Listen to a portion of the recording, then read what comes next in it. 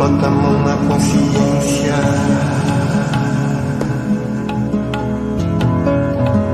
Bota a mão na consciência. Que o Brasil é o país mais lindo e rico desse reino de cristal. Rico em minérios e mistérios, o Eldorado tropical. Todas as raças aqui se abençoaram pela paz universal. E no entanto a grande mídia nos leva a acreditar que a escassez é uma verdade. Temos que fome passar. E que nesse jogo a nação vai mesmo ter que penar.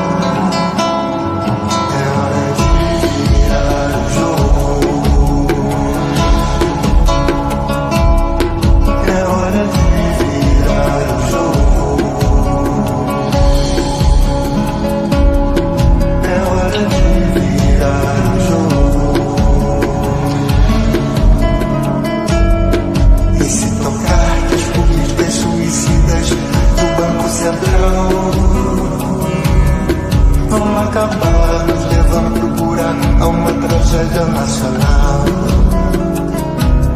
E não se pode calar e assistir em choque à destruição. E mão em mão, todos juntos com carinho no caminho da união. Inaceitável que unicamente os bancos tenham lucros de trilhões. Modelo econômico que ferra nossa nação. Bota a mão na consciência.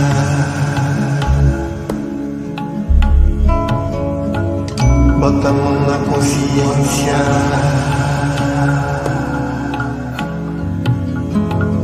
Bota a mão na consciência.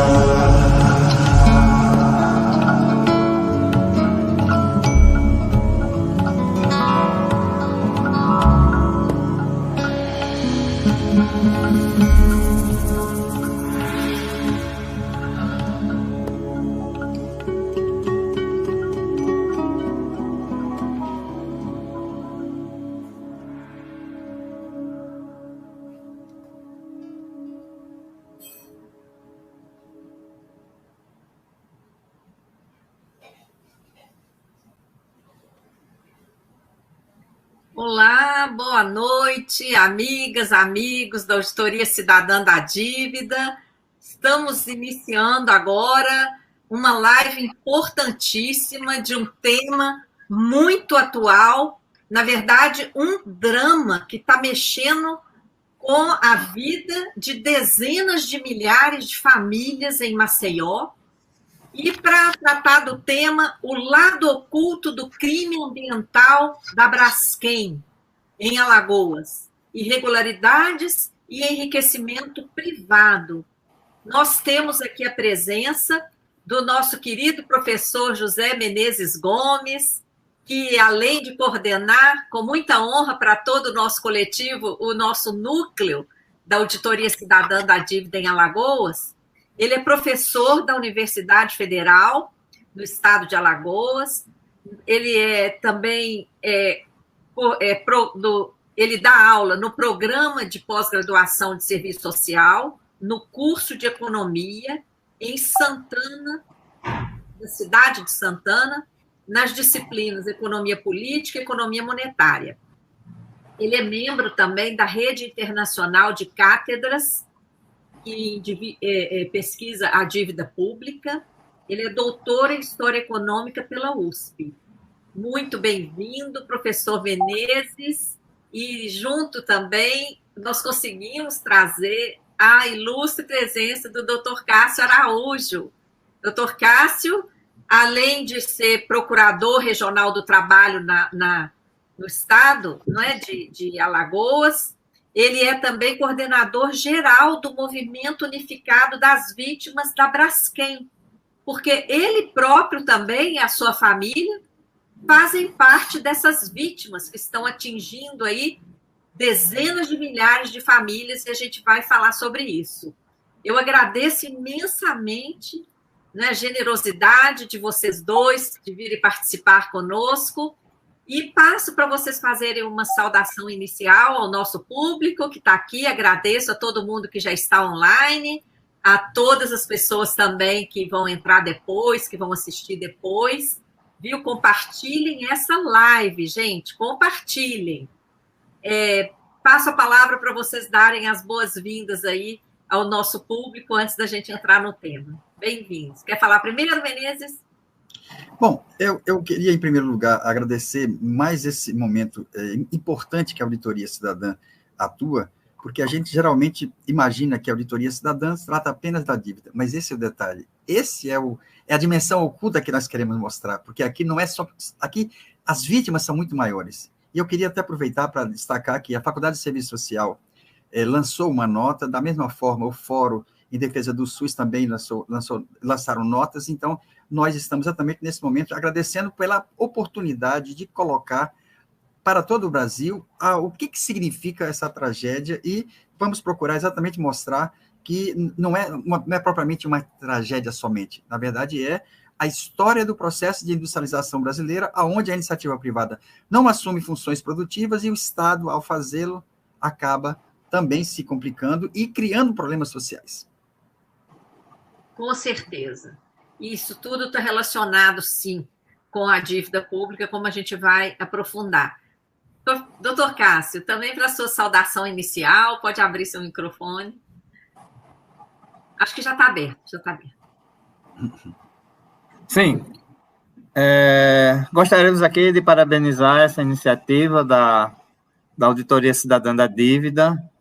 Realmente, o drama que a cidade de Maceió e a sua população, e particularmente, né, as vítimas diretas da Braskem, agradece esse espaço no sentido de que possamos esclarecer, né, com certa profundidade o que está ocorrendo, tendo em vista que a maioria, né, das apreciações não tocam exatamente sobre o porquê, a natureza de como chegamos a tudo isso. E acredito que esse espaço, nessa live, vai conseguir esclarecer muitas dessas coisas. Aí, obrigado, Maria Lúcia, por esse espaço. Nós que agradecemos, doutor Cássio, e eu, inclusive, queria citar, nós fizemos um post, gente, um dia desses, sobre no dia 1º de dezembro, logo que anunciou, né, o agravamento da situação, que essa situação, nossos mestres no tema e moradores de Alagoas vão discorrer sobre isso. Eu queria fazer apenas uma breve introdução, porque esse tema não é de hoje, e o doutor Cássio é autor de um artigo importantíssimo, onde ele resgata a história desde o início. E tudo começou com 2 empréstimos externos. Olha a dívida aí, professor Menezes, desde a origem desse problema. Não é? Empréstimos lá de 1979 e 1980 para viabilizar o empreendimento cloroquímico que nos valores de hoje corresponde a quase R$500 bilhão. Exato.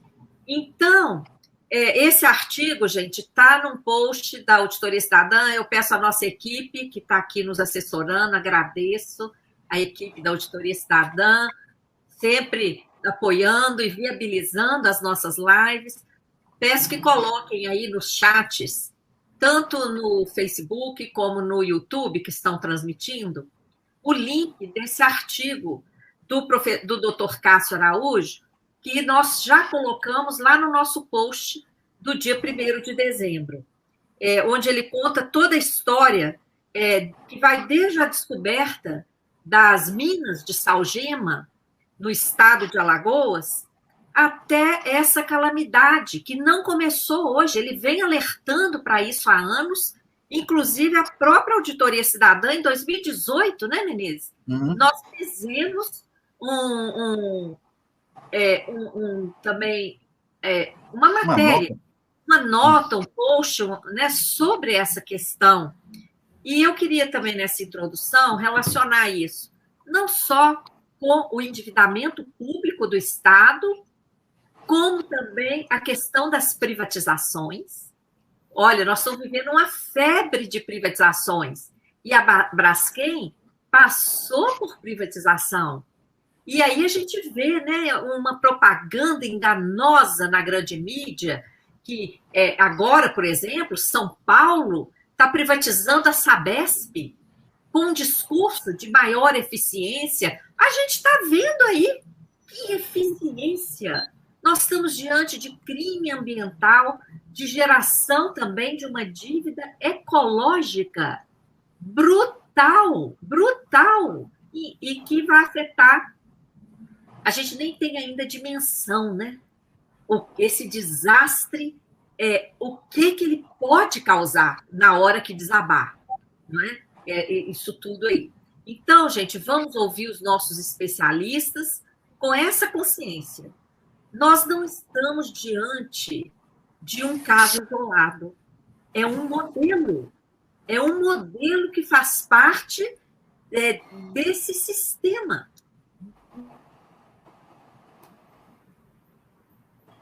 Caiu. Maria Lúcia, você caiu? Não. Acho que aqui deu uma cortadinha. É a Neoenergia privatizada aqui.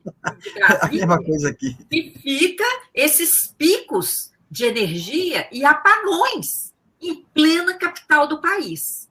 Tá? Então, aqui tem esses picos. Eu já perdi aqui, minha geladeira já queimou. Eu estou, inclusive, para entrar com o processo de ressarcimento da placa caríssima, queimou por conta desses picos de energia que, desde que foi privatizada, desde que deixou de ser SEB e virou Neoenergia, é isso. Privatização é isso, gente. Então, olha, bem na hora que eu estava falando, né, que é o modelo, veio o pico de energia para provar, não é, que a gente não está brincando, não é? E isso é gravíssimo. Vocês viram o apagão em São Paulo, com a questão da Enel. No Rio de Janeiro também. Abafaram o apagão lá no Rio, mas ficaram mais de 5 dias alguns locais lá no apagão.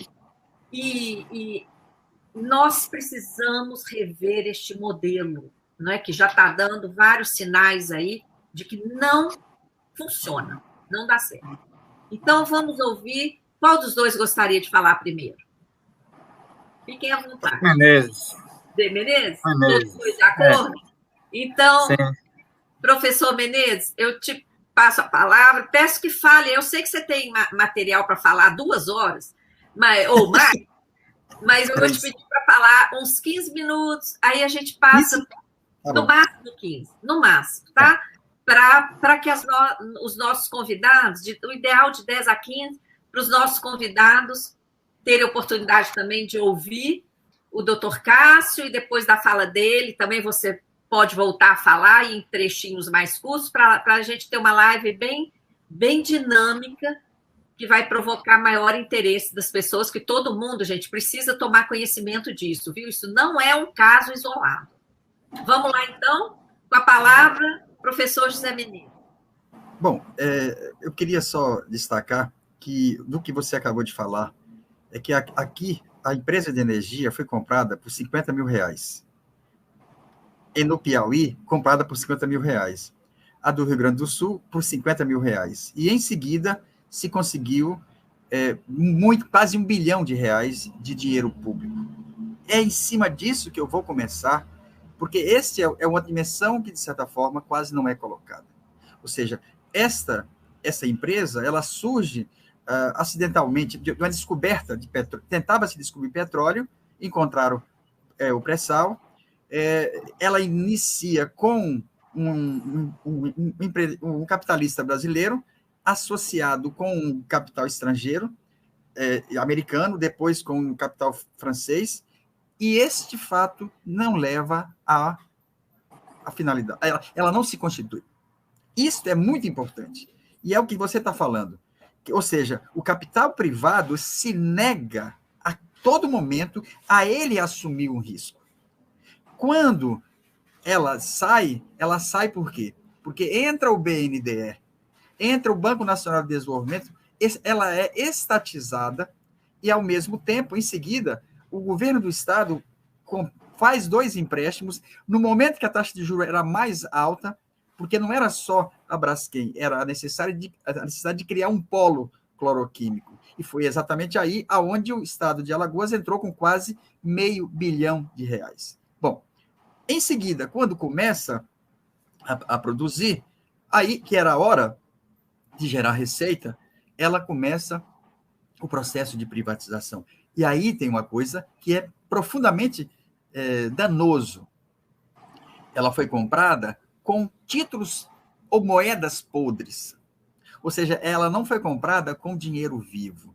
Todas aquelas dívidas, título da dívida agrária, todas aquelas dívidas que não valiam nem 30% no mercado, essas empresas, no caso, se não me engano, a Odebrecht, compra esses títulos e utiliza esses títulos para vender no valor de face, e aí a empresa que compra a Braskem, aliás, que monta a Braskem, ela utiliza moedas podres, ela não utiliza moeda corrente. Após o processo de privatização ocorrer, aliás, agora é bom lembrar que este modelo ele é proposto por Geisel.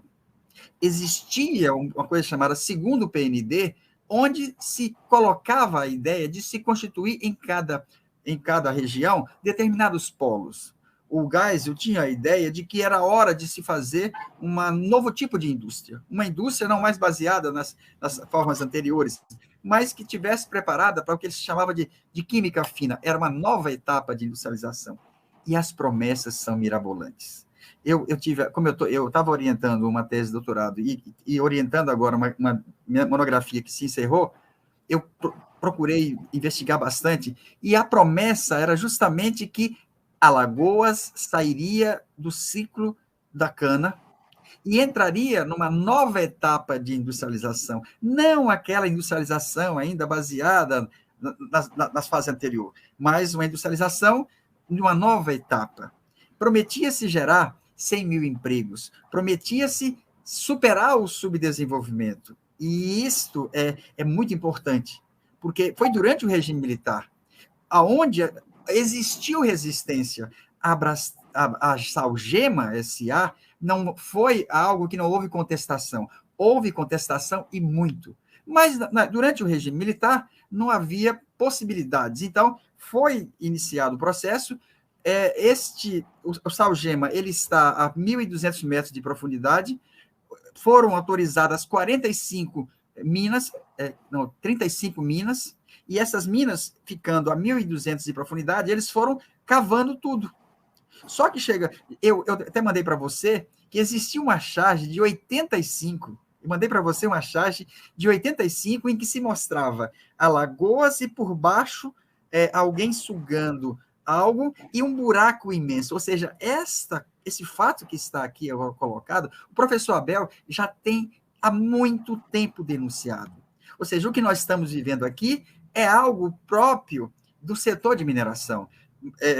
O Galeano já denunciava, de certa forma, as minas de Potosí, na Bolívia. Ou seja, nós podemos falar de Brumadinho, de Mariana. Ou seja, este é um... Caiu? Não. Eu caí? Não. Estou escutando. Eu pensei que tinha caído. Não, isso é o trauma da energia privatizada, porque a gente não consegue fazer nada com segurança. Bom, mas então, voltando. O que nós estamos vendo aqui é justamente a continuidade desse processo, mas vamos lá. Não é só isso. É que essa empresa, ela foi privatizada, se utilizou moedas podres, esses empréstimos de 400 milhões, eles foram responsáveis por uma dívida pública do Estado de Alagoas, que em 97 chegou a uma situação de colapso fiscal, onde os servidores públicos ficaram 8 meses sem receber salário, onde houve um enfrentamento, houve queda de Suragi. Ou seja, isto significa o quê? O Estado usando empréstimos externos, a taxa de juros flutuante elevadíssima, para criar as condições da acumulação que agora vira privada. Quando ela é privatizada, continua o subsídio, porque essa empresa tinha energia de Xingó, 1 linhão era só para ela, e ela tinha energia subsidiada. Mais do que isso, a hora dela dar resposta à sociedade era através de imposto, e ela não pagava, porque agora, na última LDO que eu analisei, ela tinha quase 250 milhões de impostos não pagos. Então, olha só, ela se constitui com capital estatal, em seguida vem a privatização, e o mais surpreendente é que, a partir de 2003, a Petrobras, atualmente, ainda tem uma grande parte do seu capital. Então, é muito importante a gente resgatar tudo isso, porque mostra o quê? Mostra o caráter parasitário rentista que a burguesia brasileira tem, mesmo quando se associa ao capital estrangeiro, ela não é capaz, e aí começou o quê? Foi retirando salgema, formaram-se vários buracos dentro do estado, dentro da cidade, e aí nós tivemos o terremotos, afundamentos, e só para você ter ideia, o que o Cássio acabou de colocar. Eu estava na banca de monografia dessa minha orientanda, Alice, que inclusive vai estar futuramente publicada na página da auditoria, e lá tinha eu, que minha companheira, as 2 tias delas foram atingidas, lá tinha o Flávio, membro da banca, que também foi atingido, são 55 mil pessoas. E a coisa que mais me deixou, sei lá como dizer, foi no dia que eu fui na casa da tia de Simone, quando estava retirando tudo. Olha, outra coisa que mais dolorido eu senti, a tia de Simone, mudando agora aqui para onde nós estamos, ela sempre dizia, quando é que eu vou para minha casa? Quando é que eu vou para minha casa? Então, esta é uma dimensão oculta e difícil de mensurar, porque são amigos, é um habitat. São pessoas que tinham... E Simone me avisou agora, os funcionários dos condomínios, as empresas não querem assumir nada. Então, as empresas que estavam ali, e aí, para fechar, que eu acho que já está acabando, aí nós vamos ver as responsabilidades. E uma das coisas mais complicadas que nós tivemos foi a omissão dos vários governos estaduais, do governo municipal, também do governo federal da época, e agora nós temos algo mais danoso, porque o atual prefeito fez um acordo com a Braskem por 1 bilhão e 700 milhões. Desse dinheiro, ele comprou um hospital por 260 milhões, e agora ele está fazendo propaganda de que esse hospital do coração vai permitir ao pobre ter acesso a um hospital de rico, mas não só isso. Ele assumiu todas as responsabilidades que virão a seguir da Braskem. Então, é uma situação extremamente delicada, porque e mais ainda, a coisa que mais me deixou indignado é saber que aprovaram essa semana um empréstimo de 40 milhões de dólares para a prefeitura. Essa prefeitura, que eu já tinha feito um estudo anteriormente, mostrando que essa prefeitura não estava conseguindo fazer empréstimo devido ao caráter de dívidas gigantescas que ela tinha acabado de fazer, e são mais 200 milhões. Esta prefeitura, a maior parte só o que ela paga de juros em 4 anos é mais ou menos o que ela tem de receita própria em 1 ano. Então, nós temos uma prefeitura que está fazendo um empréstimo externo para assumir uma responsabilidade que deveria ser da Braskem. À medida em que ela assume isto, e aí qual que é o problema? É que esta mesma prefeitura, ela tem um gasto financeiro gigantesco. E esse gasto financeiro faz com que ela não cumpra as suas funções de ter reajuste de salário, de ter investimento no serviço público. Então, eu diria, eu acho que já estou chegando aos 15 minutos, eu vou parar por aqui, porque, como você falou, eu tenho bastante informação, mas eu acho que o que eu já coloquei já é suficiente, e o que é necessário é prepararmos a continuidade para isso. A nossa intenção no ano que vem é reunir o núcleo e mais outros movimentos para passar isso a limpo.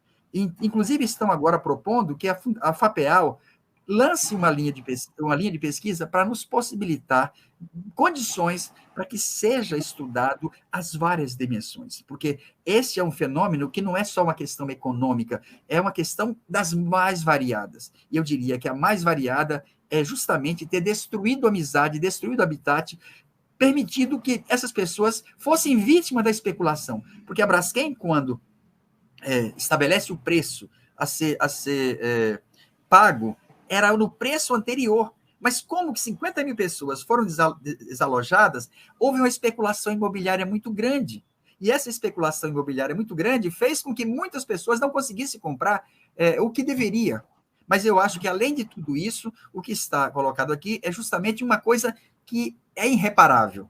Como que você retira amigos que estavam há 20, 30 anos? O Cássio, eu vou parar aqui, que o Cássio é a pessoa que mais pode falar sobre essa dimensão que está oculta para muita gente, porque, como eu falei, não é a questão financeira, é a destruição de toda essa afetividade que está perdida.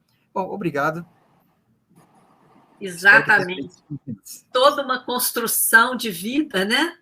De vizinhança, de coletividade, tudo isso está sendo destruído, e imagina o prejuízo dessas pessoas nesse lado humano, pessoal e financeiro, como você falou, de repente 50 mil famílias buscando nova moradia. Olha só a demanda, né? Mas vamos ouvir o doutor Cássio, que está sentindo, sofrendo na pele, né, doutor Cássio, essa situação aí. Uma honra tê-lo aqui com a gente. Com a palavra. Sim. O quadro que o professor Menezes assim, traçou, em linhas gerais, dá uma ideia assim, bem clara, né, do contexto que foi formada a empresa, né? Eu vou procurar aqui me ater mais aqui a questão assim, do desastre socioambiental, para a gente aqui situar. Veja, a manifestação mais assim, evidente, né, de que algo errado estava acontecendo, se deu no dia 3 de março de 2018, onde ocorreu um grande tremor de terras em Maceió. Maceió, que nunca tinha sentido nenhum terremoto, nesse dia sentiu, e a partir daí toda, digamos assim, toda a vida da cidade, e particularmente aqui dos bairros atingidos, mudou da água para o vinho, né? Quando a gente vê as imagens aqui de cidades atingidas na guerra, né? Seja lá na Ucrânia, seja lá na Palestina, e vê as imagens dos bairros atingidos de Maceió, a gente não sabe distinguir com precisão, porque a imagem é praticamente a mesma, né? É tudo destruído. Então, a partir de 2018, começou-se a procurar identificar qual foi a origem, né, desses tremores de terra, desse terremoto. Durante esse ano não se conseguiu grandes avanços, e isso só veio acontecer a partir de 2019, quando o Serviço Geológico do Brasil veio investigar de perto essa situação. Então, durante todo, praticamente aqui 2019, a CPRM, que cumpre esse papel de Serviço Geológico do Brasil, a Companhia de Pesquisa de Recursos Minerais, melhor dizendo, através aqui de variados estudos, chegou à conclusão de que o problema ocorreu por conta digamos assim, do desmoronamento de uma dessas, ou de várias dessas 35 minas que Maceió foi perfurada no seu seio, né? Essas minas são localizadas numa região assim, muito específica da cidade, que, ao contrário de alguns comentários que eu cheguei a ouvir, a mineradora começou a explorar, e aí chegou a haver uma invasão urbana nessas localidades, quando não poderia. Não.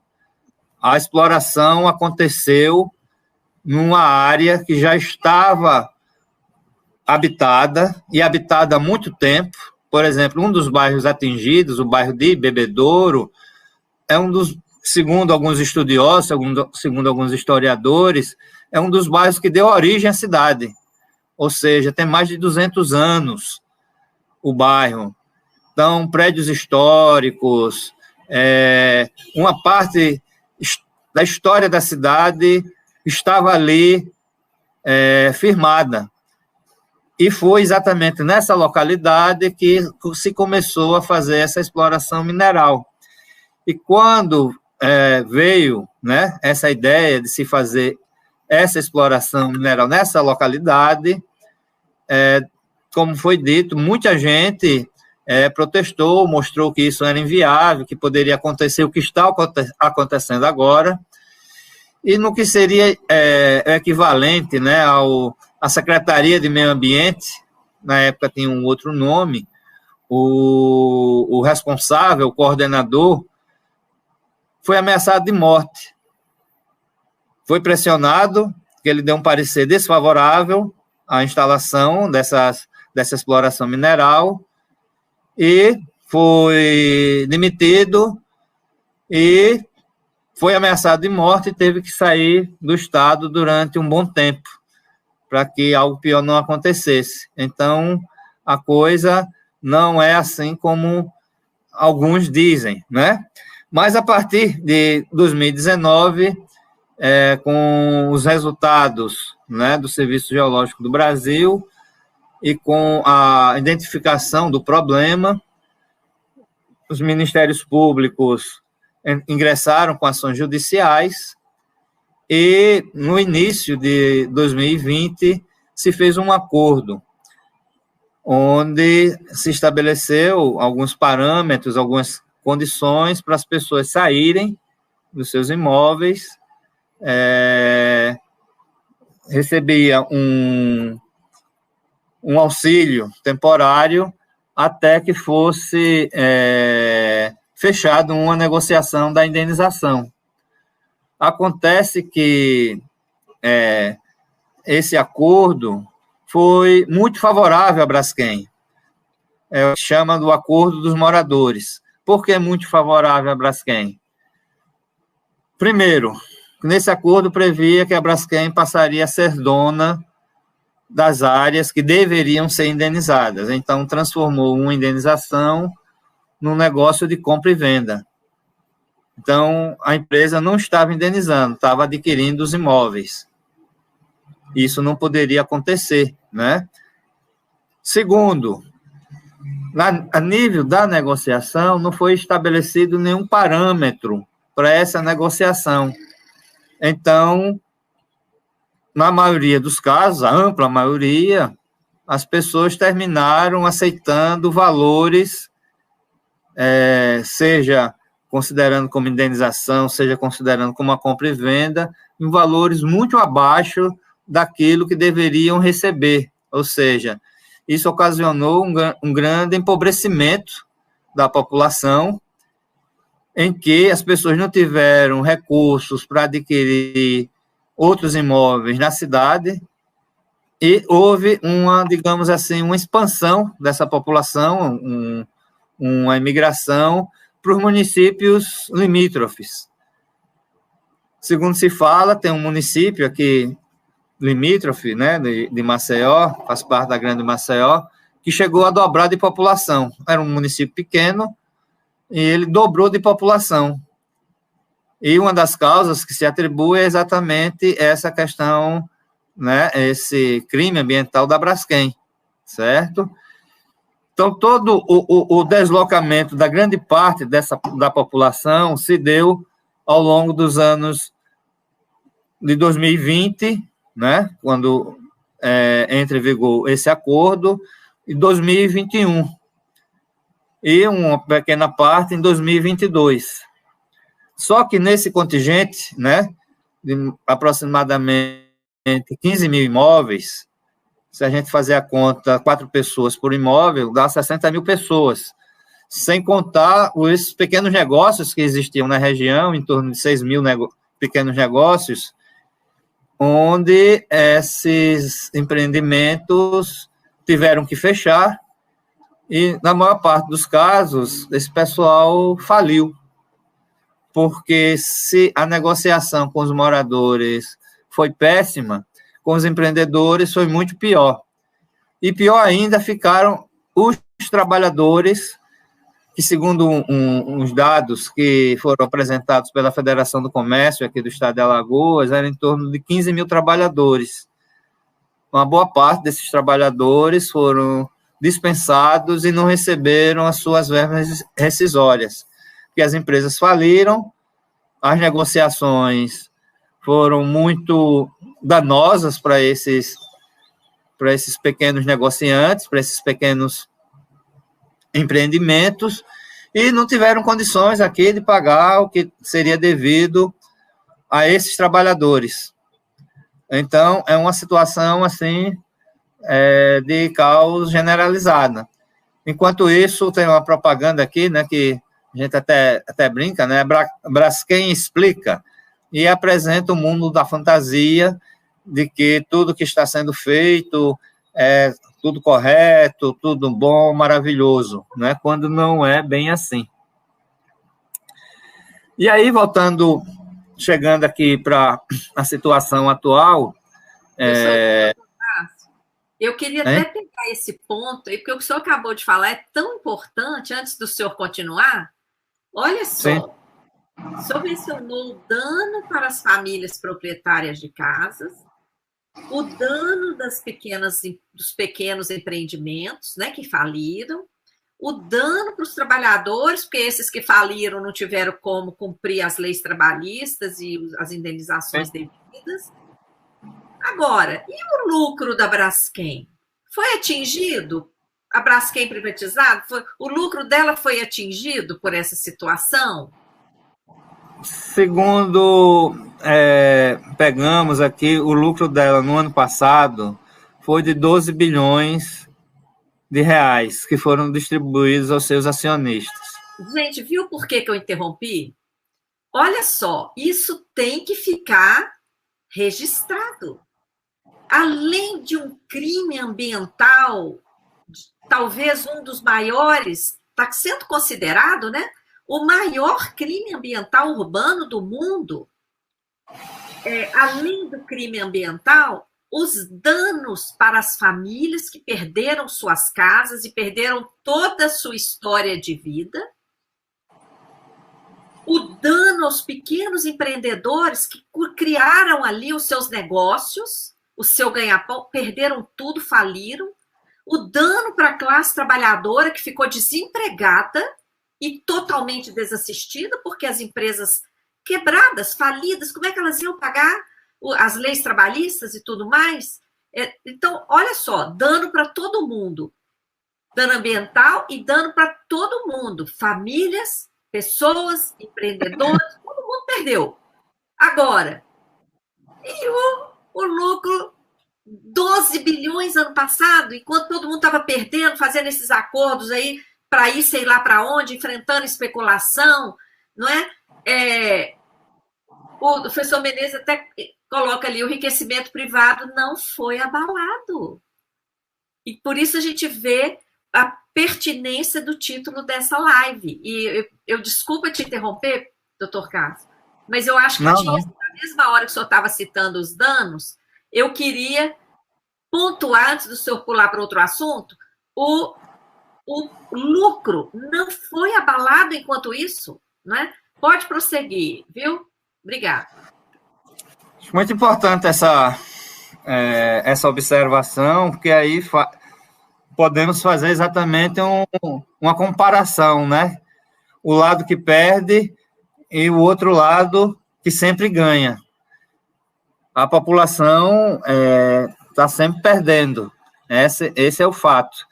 Só para se ter uma outra ideia, veja, a empresa ela gosta de colocar na sua propaganda que destinou em torno de 14 bilhões para tratar desse problema, ou seja, não é nem é um pouco mais do que o lucro de um ano.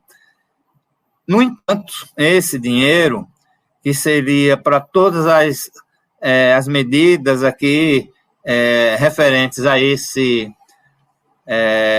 crime ambiental, para as vítimas, diretamente, do ponto de vista da aquisição de um novo imóvel, é um pouco mais de 2 bilhões de reais.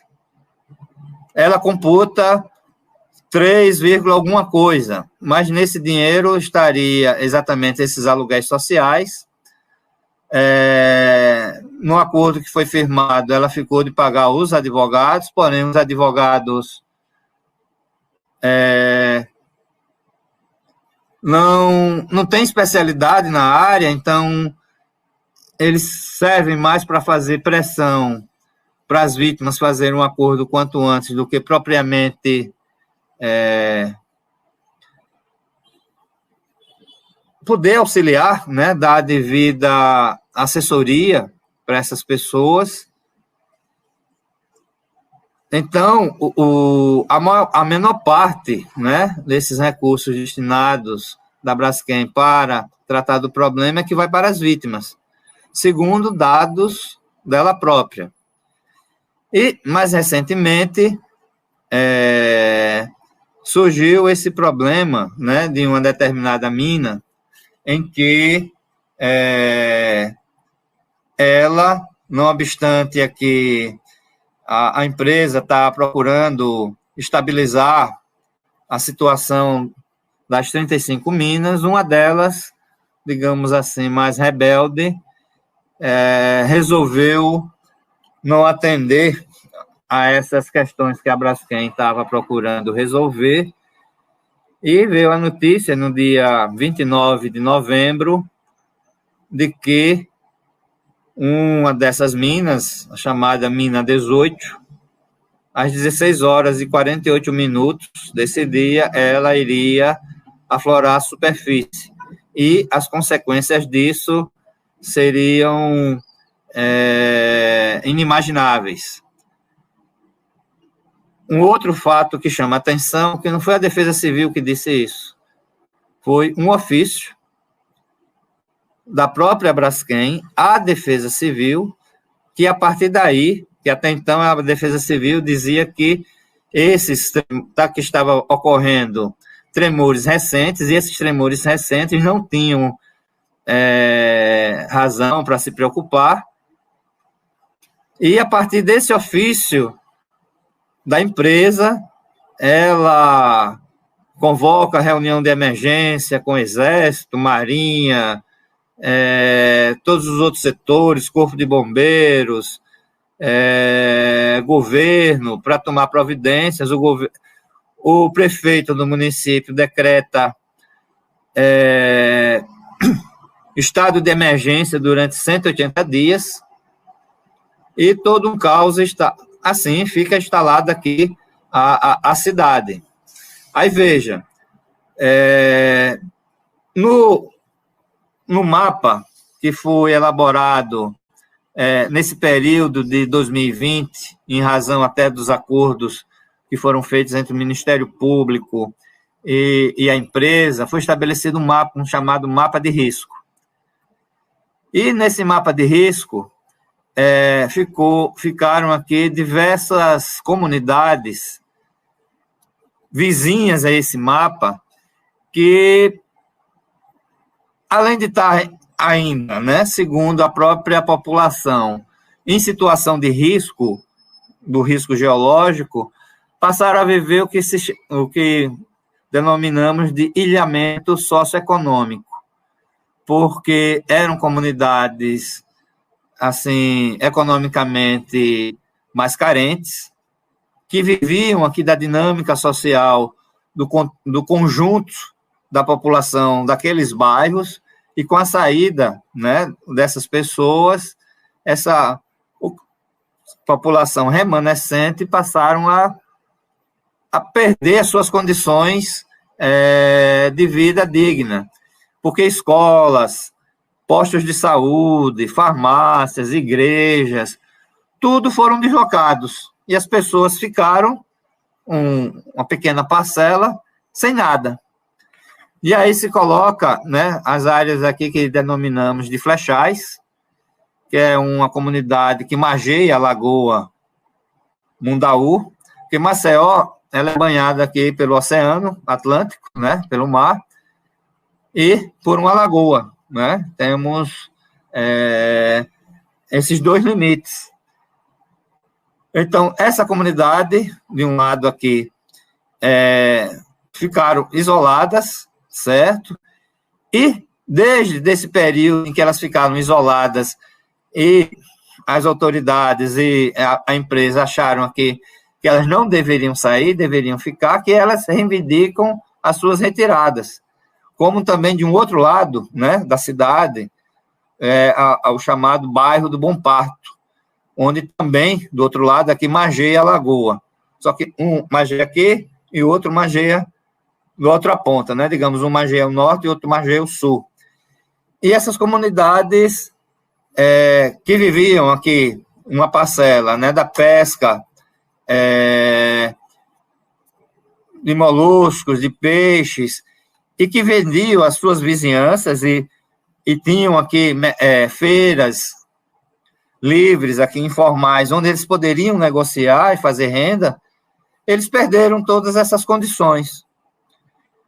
E, a partir do dia 29, a Prefeitura, a Defesa Civil, quer retirar à força essas pessoas, em torno de uma comunidade, juntando, né? Isso deve dar em torno aqui de 10 mil pessoas, para colocar em escolas, em abrigos totalmente precários, sem a menor condição. E por quê? Porque, em julho, foi firmado um acordo entre a Prefeitura e a Braskem, no sentido da Braskem ressarcir os prejuízos que o município sofreu.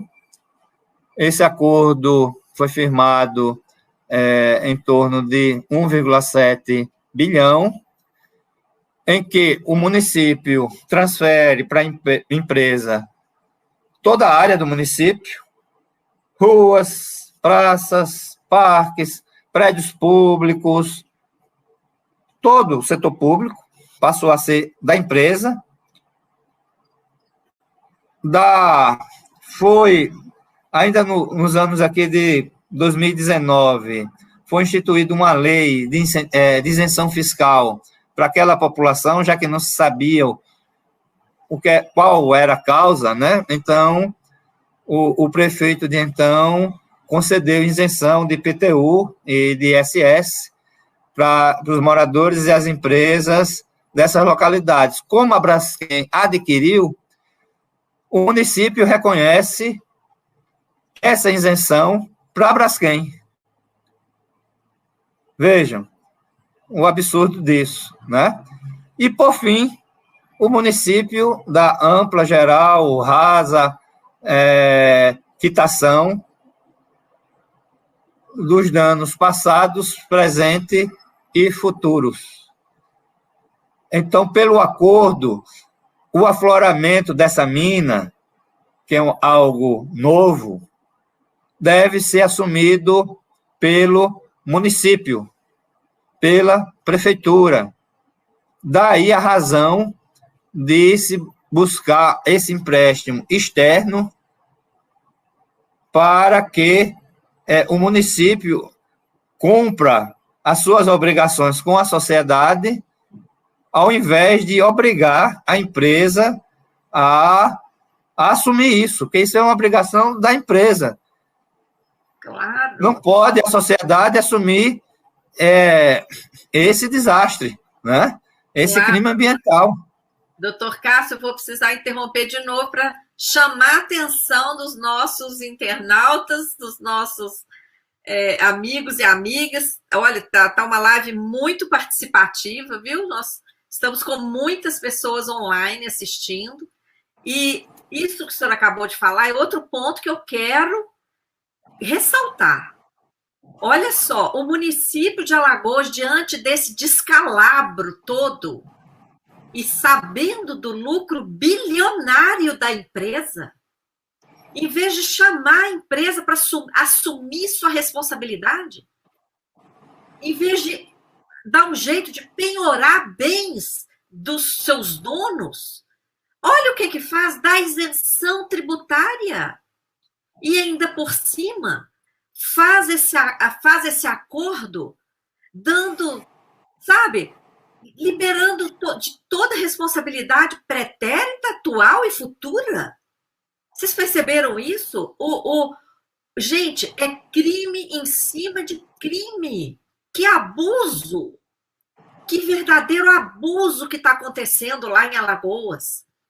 E outra, empréstimo externo para o município conseguir pagar a conta que é da Braskem.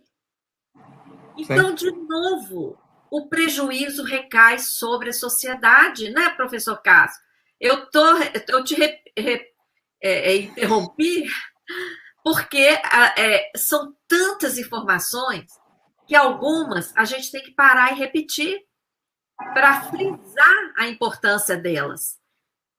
Eu queria que o senhor concluísse essa parte do acordo para a gente ouvir também o professor Menezes sobre esse ponto, porque isso aí é um verdadeiro descalabro. Então, aqui, esse acordo, né, não só esse com a prefeitura, mas os acordos que foram feitos anteriormente, enquanto assim, membro aqui do Movimento Unificado da Vítima da Braskem, temos dito que foi o melhor negócio, talvez, que a Braskem tenha realizado na vida, porque ela está gastando, né, vai gastar 3 bi com as vítimas, mais 10, 11 para tapar as minas e fazer terraplanagem na área e tal. E quando essas minas aqui estiverem estabilizadas, para isso ela está trabalhando, né, e gastando esses recursos, como é uma área nobre do município, isso no futuro ela vai poder transformar em grandes empreendimentos imobiliários.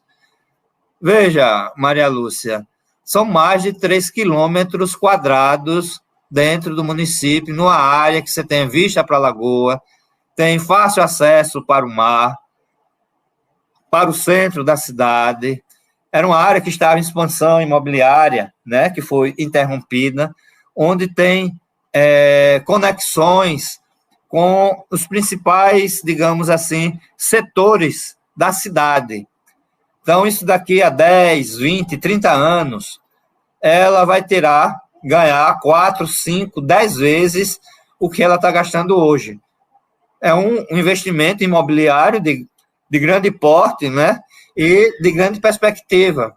Então, se não foi o melhor negócio que ela fez na vida, foi um dos melhores negócios. E por quê? Por conta, digamos assim, da atuação minimalista, deficiente dos ministérios públicos que submeteram os direitos, né, da população agredida à vontade da Braskem, à vontade da infratora, que vai pagar uma ninharia e receber em troca um bem que ela vai poder explorar livremente na condição de proprietária que ela está adquirindo, até dos bens públicos, né? Ou seja, ela pode fazer uma outra cidade dentro desse espaço, como ela bem quiser entender. Absurdo demais, doutor Cássio. Vamos ouvir o professor Menezes sobre essa situação, não é? E, de novo, voltando para a dívida, né, professor Menezes? Voltamos. Maria Lúcia, para você ter uma ideia, eu tenho uma orientanda minha do doutorado, Valéria Coelho, que ela descobriu documentos importantes que mostram como que os antigos usineiros, que também faziam parte do poder, como é que eles conseguiam empréstimos. Há muito tempo atrás, no começo do século, aliás, final do governo imperial e depois, a conclusão é que não se alterou muito. Nós que tínhamos estudado esse processo na época do regime militar, na verdade, isso é uma tradição. E o que a gente observa é que esses ditos burguesia, eles nunca utilizaram o seu próprio capital. Eles utilizam, quando o Estado assume o risco, quando o Estado transforma isso em dívida, e quando eles pegam esses títulos de dívida e compram, aí vem exatamente essa consequência. E o que Cássio Cássio foi A imagem dele caiu. Pode seguir, Renê. Voltou. Então o que nós estamos vendo aqui é exatamente isso. Eu não sei como qualificar isso. Primeiro, a prefeitura sabia disso. Nós acabamos de... O Cássio deve, com certeza sabe disso, que desde, eu não sei qual mês aqui, que eles pegaram documentos secretos mostrando que a prefeitura já sabia dessas possibilidades. E aí é que está. Essa mesma prefeitura que alega que não pode dar reajuste para os servidores da saúde, essa mesma prefeitura que é neoliberal, que é privatizante, ela pega desses 1 bilhão e 700 e compra um hospital de 260 milhões para fazer uma campanha eleitoral. Se fala aqui que com esse dinheiro, 260 milhões, daria para fazer talvez 3 hospitais. Então, perceba só que é muito além. Agora, a grande possibilidade que nós temos agora é exatamente de tentar revelar tudo isso. De certa forma, esse crime ambiental, ele mostrou que parece que não tem limite. A gestão. É aquela velha discussão que James O'Connor já dizia, que o Estado tem 2 funções: legitimação ou acumulação. Ou seja, ele pega o fundo público e ele financia a acumulação privada, e quando ele faz isso, ele faz no sentido de se legitimar. Quando aqueles governos, da época militar, pegaram o dinheiro público do BNDE, ou seja, dos empréstimos externos, ele usou o argumento de que, dessa forma, ele estaria gerando 100 mil empregos. Ele estava dizendo que, com isso, a arrecadação do imposto ia melhorar. Eles usaram a argumentação de que, finalmente, essa desigualdade social seria acelerada. E o que nós vimos aqui é que não é apenas o empreendimento, mas é a cumplicidade dos agentes privados que estão na gestão do Estado. Porque a gente não pode esquecer isso. Eu sempre falo que é aquela velha história do Clark Kent e do Super-Homem. A namorada dele não percebe que um tem a cara do outro. E é a mesma coisa, é como nós tratamos aqui esse tema. Porque, ao mesmo tempo que essa empresa, os jornais aqui estão noticiando, ela sempre teve um papel no financiamento, no apoio de determinados grupos políticos. Essa empresa, ela sempre teve um papel importante não, ruim, no sentido de dominar ou controlar determinados setores dos meios de comunicação, porque era ela que patrocinava determinados eventos, ela era que dava os prêmios. Perceba que ela vai tentando se legitimar cedo. Diga. Você me permite uma interrupção? Sim. É porque você está claro. falando aí do papel dela, né, de como que ela financia e participa. A Braskem seria uma das empresas a ter posição de destaque na COP28 agora. E eles só não foram porque imagina a vaia que esse pessoal ia levar lá fora. Imagina a cara de pau se uma empresa responsável pelo maior crime ambiental urbano do mundo tivesse assento numa conferência do clima, preocupada com questões ambientais. Que cara de pau! Olha, eles só não foram por conta desse anúncio agora, recente, do agravamento da situação. Mas eles estavam cotados para ir, está lá o nome deles lá na mesa. Tá? Eu te interrompi para trazer essa informação recente, porque isso que você está falando então, não é atualíssimo. O que nós vemos exatamente, esse é o conflito fundamental. É como os agentes privados gerenciam o Estado e, ao utilizar o Estado, eles comprometem as políticas sociais. E o principal é que o município, o Estado de Alagoas, ele se endividou profundamente, não só para isso aqui, mas o Estado de Alagoas se endividou para dar sustentação a esse setor majoritário. E uma coisa bem interessante é que se imaginava de que o polo cloroquímico poderia significar um conflito com os chamados os usineiros. Mas, na verdade, não foi. Na verdade, ele acabou se chamando um polo cloroalcoquímico. Então, na verdade, ele potencializou. no discurso dizia que seria a superação dos usineiros, mas, na verdade, depois ele se adaptou. E o que se sabe é exatamente isso, é que esta forma predatória de uso do dinheiro público, porque a questão, eu sempre lembro, olha, se não tivesse a Petrobras, não tinha petróleo. Se não tivesse a Eletrobras, não tinha energia. Se não tivesse a Telebrás, não tinha telefonia. Se não tivesse capital estatal, não tinha nada. Agora, o que me dói é justamente que o BNDES agora é ele que veja bem, a Sudene foi, e os bancos, essa empresa também recebeu dinheiro estatal. Mas o que deixa mais indignado é que ela recebeu subsídio da energia. Com tudo isso que nós estamos falando, ela tinha energia subsidiada, quando nós, consumidores normais, não temos. Então, aqui é um fenômeno que, quando a gente começa a ver o lado oculto, a gente começa a revelar que a Braskem é mais um dos empreendimentos bancado com capital estatal, vivendo todos os favores possíveis, e que na hora que aparece os danos,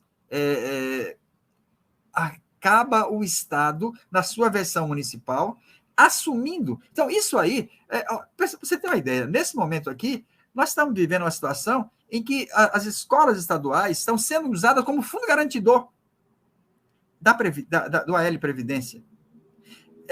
A gente tem infinitos problemas que mostram como as duas esferas do Estado, sempre na hora em que está a serviço da acumulação de capital, elas não têm limite. Agora, o que me preocupa é que esta prefeitura já tinha tido um empréstimo negado, porque a capacidade de captação, a capacidade de pagamento dela é cada vez menor.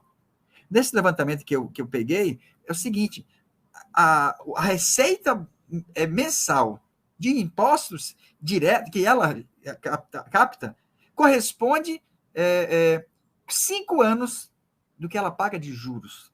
Ou seja, nós temos uma prefeitura que já estava comprometendo as suas políticas públicas. No entanto, ela recebe 1,7 bilhão e, não satisfeita, ela assume um novo empréstimo. Então, é uma insanidade que não está acontecendo somente aqui, mas que aqui a coisa vai se complicando. E aí é que está. O dinheiro que deveria ser usado para a creche, para as políticas sociais da prefeitura, e mais que isso, essa prefeitura teve um gasto gigantesco com shows caríssimos. Se tentou fazer aqui uma campanha que se chamou de maior São João do litoral. Nós tivemos agora um São João aqui que teve dias que os cantores que estavam aqui, eles eram muito mais caros do que Campina Grande, do que Caruaru. Então, perceba só que está por trás um projeto eleitoral. Isso não é acidental. É o projeto eleitoral de um grupo que não tem nenhum limite para... Inicialmente fez o acordo com a Braskem, recebeu esse dinheiro, assumiu as responsabilidades e depois, quando viu o impacto que tudo isso gerou na imprensa nacional, aí começou a condenar a empresa. Então, eu acho que o dano não está somente no que ela está fazendo, mas no que os órgãos estatais, comandados pelos agentes privados, fazem sempre assim. Tudo pelo enriquecimento privado, nada pelo social. Mas, no entanto, você faz a propaganda, você faz o discurso, e a propaganda que está aqui é exatamente essa. Agora, o rico poderá ter acesso a um hospital. Agora, o pobre poderá ter acesso a um hospital de rico. Foi quando compraram o hospital por 260 milhões. Mas aí que está. É um governo totalmente neoliberal. É um governo que não repassa as perdas salariais, é um governo que não dá a devida atenção. Então, é isso. Eu acho que é um momento importante para que a gente possa explicitar o lado oculto que precisa vir à tona. Porque é mais ou menos assim. A Lois Lane precisa saber que Super-Homem e Clark Kent têm a mesma cara. Precisa saber que os agentes privados estão disputando a prefeitura, querendo disputar o governo do Estado e querendo expandir um grupo político.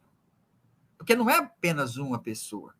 Então, Eu acho que eu falei demais até. Mas Não, é exatamente isso que a gente vivencia aqui, né? Porque é uma situação que é difícil você estar num bar, é difícil você estar em qualquer canto que você não tenha alguém relatando.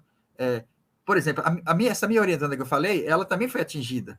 Ela agora não está mais lá. Então, é uma dimensão difícil de ser avaliada, porque destruir um habitat não é uma coisa que se repara com dinheiro.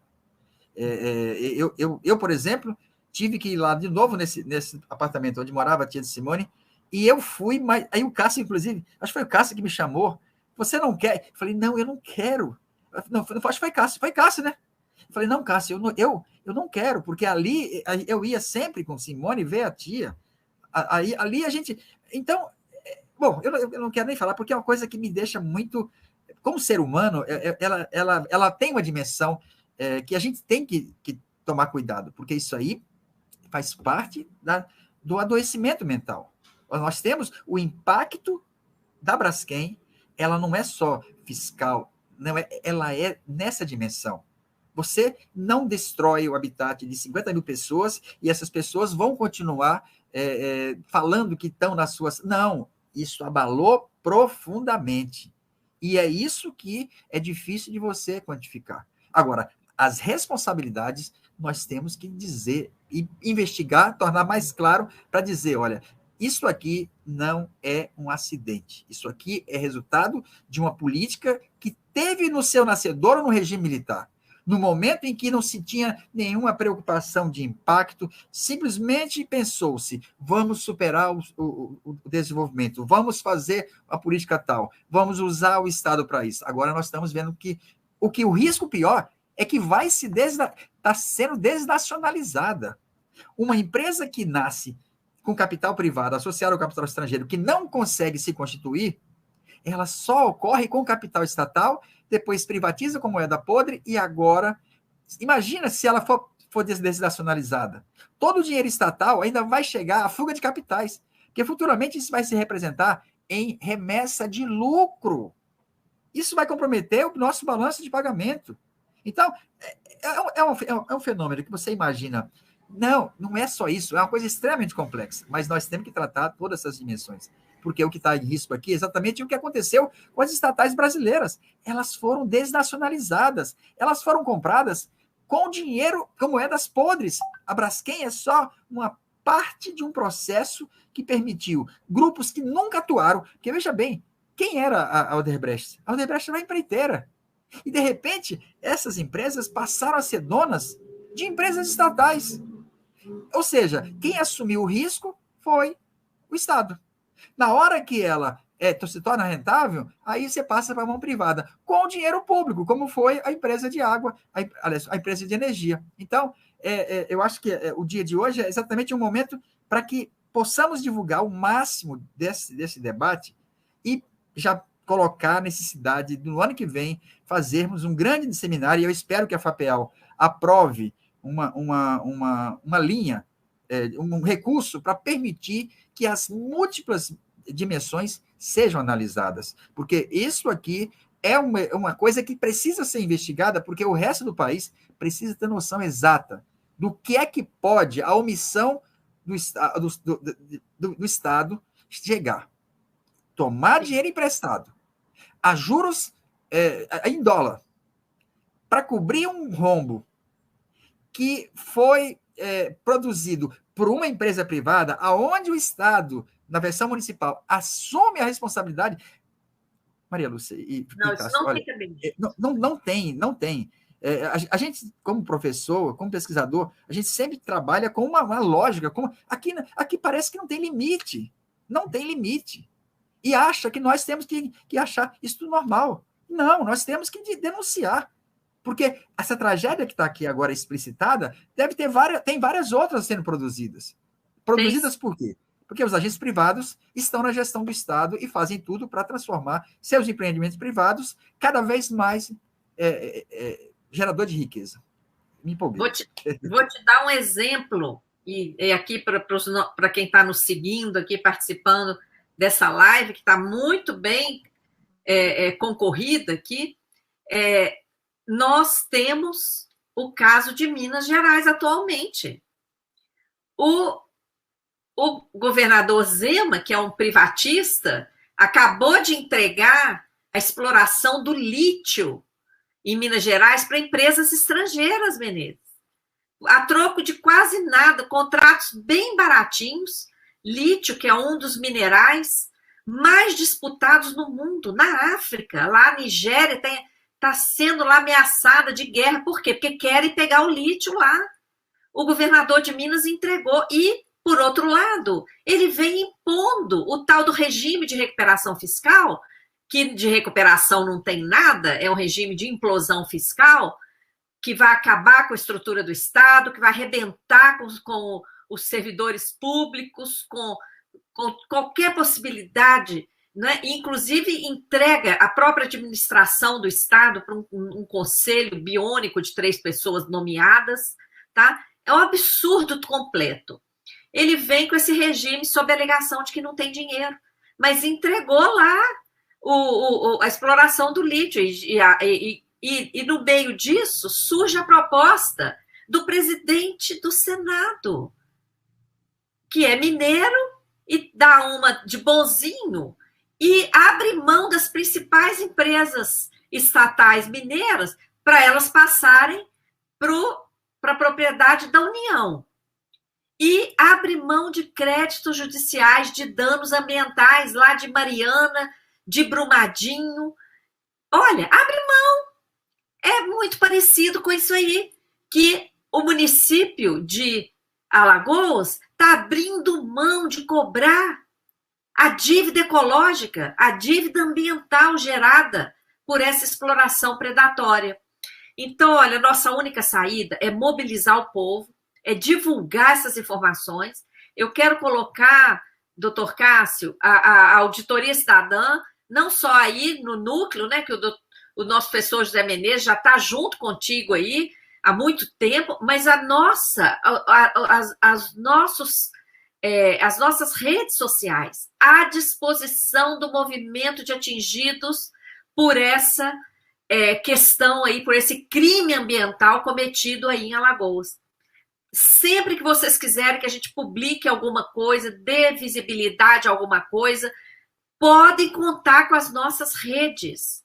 Porque, como a gente já falou aqui, eu falei, o professor Menezes falou, você também falou, a relação disso com a dívida vem desde a origem, permeando aí vários momentos, não é? Com papelada podre, como o professor Menezes ressaltou, e agora de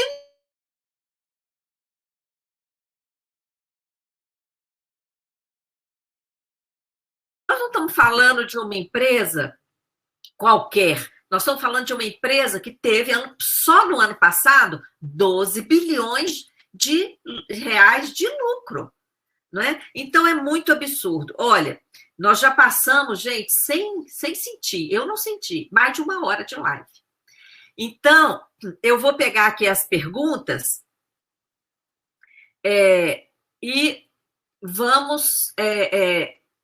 eu vou dar uma lida geral e vou pedir vocês para tomarem nota de um ponto ou outro, para cada um fazer um comentário abordando os pontos que vocês puderem abordar, tá? O nosso público é muito participativo, então a nossa equipe da Auditoria Cidadã seleciona algumas perguntas, não é, para caber dentro do nosso tempo de live aqui. Vamos lá.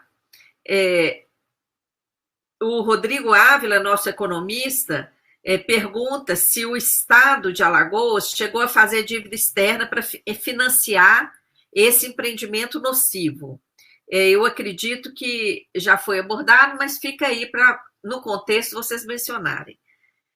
Esse é mais um exemplo de dívida ecológica da qual somos credores? O Paulo Souza coloca: a privatização da Sabesp em São Paulo acompanha a mesma linha da Braskem? O Fórum Popular A população está sendo indenizada realmente? Por que a Braskem obteve o direito de pagar quanto e quando quiser, em acordo judicial? E quem discordar deve entrar com outro processo judicial. Como é que ela conseguiu isso, né? O Fórum Popular está indignado aqui perguntando. A Jaqueline Avanço coloca: privatização no Brasil é simplesmente um absurdo. Privatizam os lucros e socializam os prejuízos. Mais uma pergunta do Fórum Popular. Após a privatização dessas estatais, quem realmente fica com os lucros e prejuízos? Essas empresas são responsabilizadas criminalmente pelos crimes ambientais e crimes contra a população? A Jaqueline Avanço coloca mais um comentário. Falam que as estatais são cabides de empregos. Pelo contrário, depois de privatizadas, aí sim que elas passam a ser cabide de emprego, pois os concursos são excluídos, né? Quando virou privada, acabou o concurso, né?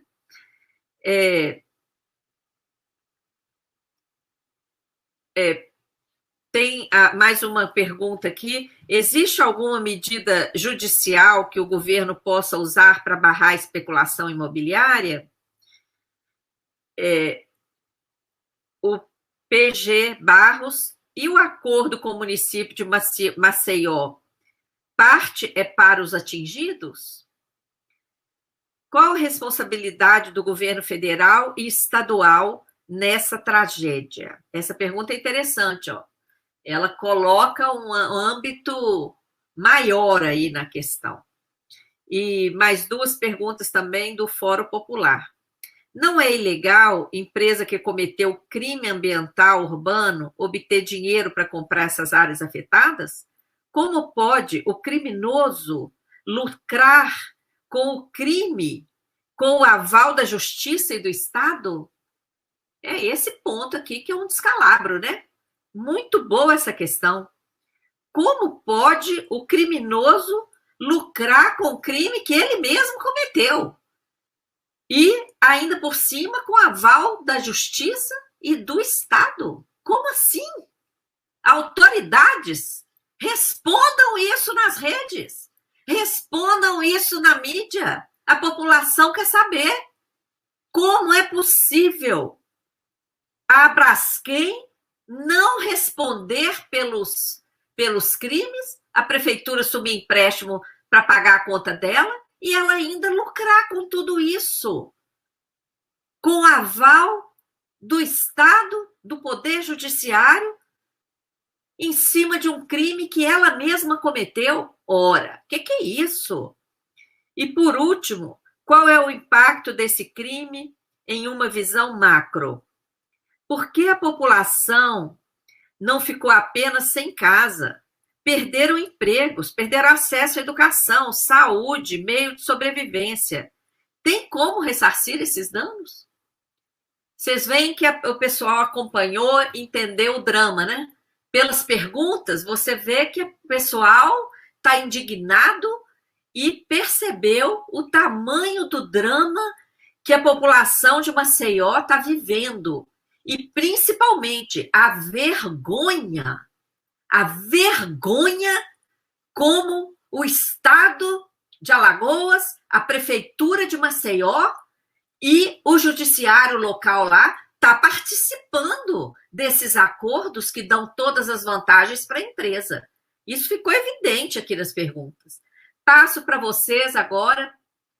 Podemos inverter? Cássio, pode comentar primeiro, Cássio? Sim. Então, o que vocês acham de 10 minutinhos agora? Pode ser? Uns 10 minutinhos para passar por essas questões e a gente, em seguida, faz o fechamento. Com a palavra, Cássio. Veja, antes aqui de entrar aqui nesses questionamentos, acho que teria algumas questões assim, importantes que deixei de abordar, de modo muito rápido. Foi a partir das privatizações, da privatização da da Salgema, que se transformou depois em Triquem e depois Braskem, que veio o processo da exploração dessas minas, além do que as normas técnicas preconizavam. O que é que as normas técnicas aqui preconizavam? Que os diâmetros dessas minas não poderiam ultrapassar 50 a 60 metros. A partir daí, passaram a ter minas aqui de 80, 90 até 110 metros, que a distância entre uma mina, a parede de uma mina e outra, deveria ser em torno de 100 metros, para constituir uma coluna de sustentação, certo? Para o teto de cada mina. E, pasmem, tinha minas aqui que a distância entre a parede de uma e outra chegou a 10 metros.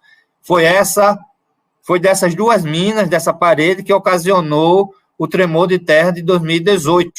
Isso porque é muito mais barato explorar ao máximo uma mina já aberta do que abrir uma mina nova. Então, a lógica foi totalmente em prol aqui do aumento, né? De modo assim irresponsável, desastroso, do lucro. Uma outra coisa é que a saúde mental, né, da população, particularmente da atingida, atingiu níveis altíssimos, com aumento aqui de doenças crônicas como pressão arterial, chegando ao registro, né, de vários suicídios. Temos notícia de 14, mas provavelmente é maior do que isso. Se a gente fizer uma pesquisa mais aprofundada, vai chegar a isso. E por que essas pessoas se suicidaram? Porque houve uma completa destruição do seu projeto de vida, né? Dos seus afetos, das suas relações que tinham e que foram abruptamente destruídos, né? Acabados. Um outro ponto é que nessa área, digamos assim, anterior, que havia, dentro do mapa, do chamado mapa de risco, havia algumas pessoas, em torno de 20 e 30, e eu me incluo nelas, que resistiam a sair sem antes receber suas indenizações, por entender que assim teriam uma melhor condição para negociar. E no dia 29, se conseguiu um liminar na justiça, em que, a partir da meia-noite, o oficial de justiça, com a Polícia Federal, com a Defesa Civil, expulsou de modo truculento, arbitrário, as pessoas de suas casas. Vejam, tinha pessoas aqui, nesse horário, né, que estavam com vestimenta de dormir, com mulher de camisola, homem de cueca, que foram postos à rua, de modo arbitrário, sobre a justificação de proteger essas pessoas. A minha casa foi invadida pela Defesa Civil e pela Braskem, mesmo eu dizendo que não estava em casa e não tinha ninguém em casa. Então, eles disseram, então, vamos verificar se isso é verdade. Pode uma coisa desse tipo? Quer dizer, a arbitrariedade correu solta nesse dia, né? A noite dos horrores de Maceió. E as comunidades mais carentes, que lutavam para sair, porque perderam exatamente suas condições de sobrevivência, né, que a gente colocou aqui como ilhamento socioeconômico, a Defesa Civil aparece à noite, também batendo na porta aqui das casas dessas pessoas para retirá-las, para colocar em abrigos e escolas que foram desinstaladas, que foram paralisados para colocar essas pessoas. Vejam o conjunto de absurdos que foram praticados. Quer dizer, se a nossa educação já é problemática, imagine retirando por completo a educação dessas crianças e desses jovens, para colocar pessoas nessas condições de terror que foi criado, para que elas ficassem, digamos assim, afastadas do perigo. quando isso teria que ser assumido pela empresa. Essas pessoas aqui não teriam aqui que ir para lugares precários, teriam que serem colocados em lugares dignos, né? E essas áreas, né, para a gente aqui registrar, né, para que o Brasil conheça, né, é a área aqui chamados Flechais, que é uma região do bairro de Bebedouro, da rua Marquês de Abrantes, onde o final da rua, onde fica o Parque Municipal, a prefeitura desativou para preservar a segurança dos trabalhadores e dos visitantes e acha que os moradores dessa rua não devem ser saídos dessa condição, quer dizer, não sejam inseridos no mapa de risco para que possa receber indenizações justas, bem como a população do bairro do Bom Parto, que é, como eu já disse, margeia, né, a lagoa, numa outra posição, onde também foram forçadas, né, pela Defesa Civil, com força policial, para irem para lugares precários, sem a menor condição. Então, isso deve ficar aqui registrado, né, para que a população tenha conhecimento.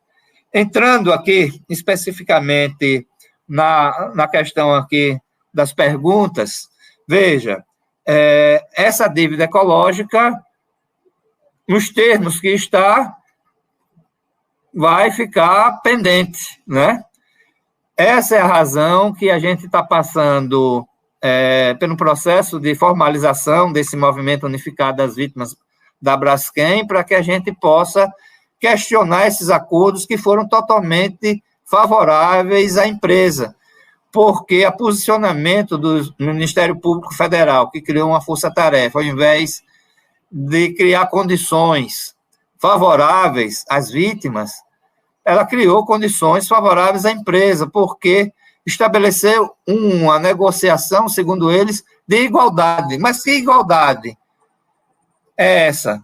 Onde vocês, de um lado, você tem uma parte totalmente vulnerável por diversos aspectos, múltiplos aspectos, e, de outro lado, uma empresa poderosa que o interesse dela é exatamente pagar o mínimo possível. Então, essa é a lógica da perversidade e que tem levado ao empobrecimento, né, da população, chegando ao ponto das pessoas irem para outros municípios porque não conseguem adquirir um imóvel adequado na própria Maceió.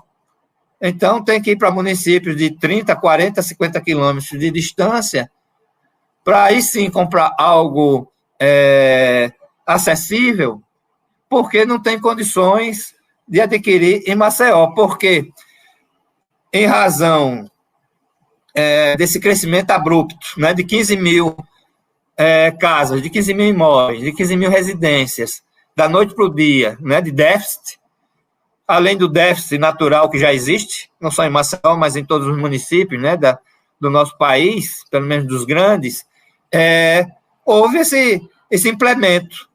E então, tudo subiu.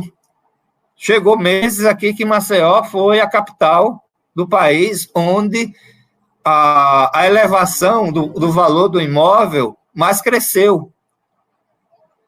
A outra questão é sobre a questão dos crimes ambientais. Nós não sabemos, não temos notícia. Se diz que foi aberto um inquérito policial, mas esse inquérito policial em 2019, e que até hoje ele tramita ou não, né, porque ele está sigiloso, ninguém sabe o que foi feito nele, talvez tenha sido engavetado durante todo esse tempo, esperando a prescrição desses crimes, e agora, né, foi tida a criação de uma força-tarefa, já é a segunda notícia de forças-tarefas que são criadas pela Polícia Federal para, segundo diz ela, dar andamento a essa investigação. Tanto que um dos participantes é do movimento, né, a Associação de Empreendedores, que tem um movimento específico, ingressou com uma ação penal subsidiária diante da omissão do Ministério Público, no sentido de buscar a responsabilização penal, né, desse descalabro que foi feito, né? Porque a empresa, o que é que ela diz nas suas notas oficiais? É que, diante do evento geológico, a gente está tomando as providências e tal. Ela não reconhece que cometeu um desastre tecnológico contra a população da cidade. Ela coloca como se fosse um fato da natureza. Segundo os estudos, e isso é antes, inclusive, aqui da instalação da empresa, Maceió tem falhas geológicas, como a maioria de todo o nosso litoral tem falhas geológicas. E ela atribui às falhas geológicas, já existentes há milhões de anos, os problemas que ocorreram nas minas deles. Quer dizer, é um absurdo por cima de absurdo, né? Quer dizer, a natureza, que já existe há milhões de anos, é responsável por algo que está acontecendo agora. Quer dizer, isso mostra o amadorismo, a irresponsabilidade com que foi feito, tudo isso em prol de mais lucros, né? Então, assim, podemos assim dizer, né, concluindo, que tudo isso é um encadeamento de absurdos por cima de absurdos, e que, como já dizia minha avó, né, não é um mal que não trago bem. Aí veio essa mina, né, 18, que eles já tinham conhecimento desse problema desde setembro, de acordo com um documento que foi revelado pela imprensa nacional, de que algo sério poderia acontecer, e a prefeitura ficou escondendo esse tempo todo.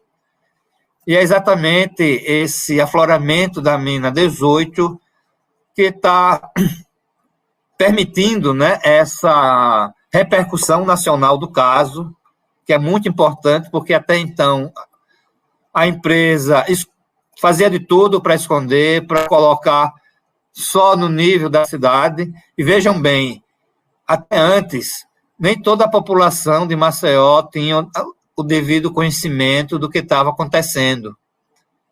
Foi a partir, né, do afloramento dessa mina que, não só para a cidade, mas como país e até repercussão internacional, que isso está vindo a público.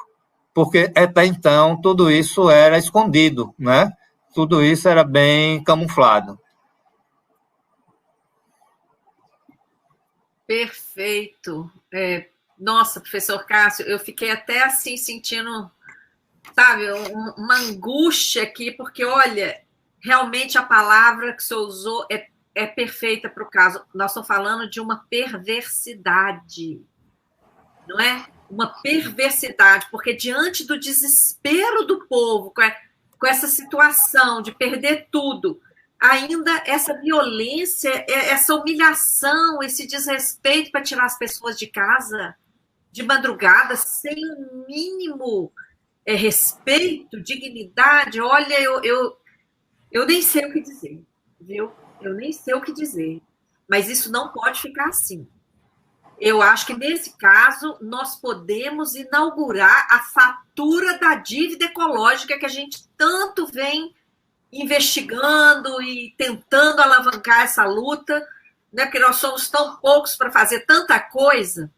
Mas eu acho que, diante da gravidade dessa situação de Maceió, eu acredito que nós podemos gerar uma fatura de dívida ecológica para cobrar isso.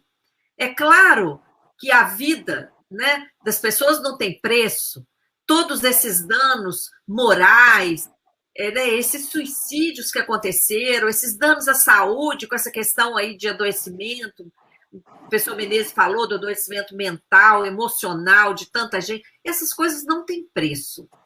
Mas, diante diante dessas empresas que só entendem a linguagem do dinheiro e só valorizam o dinheiro, a gente tem que botar um valor, não preço, mas um valor de uma indenização, uma cobrança de uma dívida ecológica. Porque, no mínimo, isso as pessoas atingidas têm que receber. Vamos conversar sobre isso depois, doutor Cássio. Passo para o professor Menezes.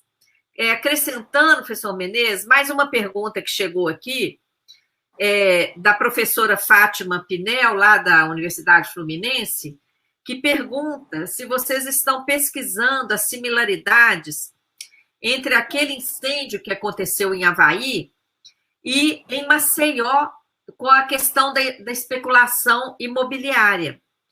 Essa pergunta dela está relacionada com cidades inteligentes. A tal uma coisa que está na moda aí, colocar como algo muito bacana, né? A tal das smart cities a serem criadas. Será que esse espaço aí, aberto para Braskem, vai dar uma origem a uma smart city? Eu não estou acompanhando esse caso aí do Avaí, mas ela faz essa pergunta interessante aqui, pelo menos para a gente começar a pensar nisso também, né? Com a palavra, professor Menezes. Está mudo.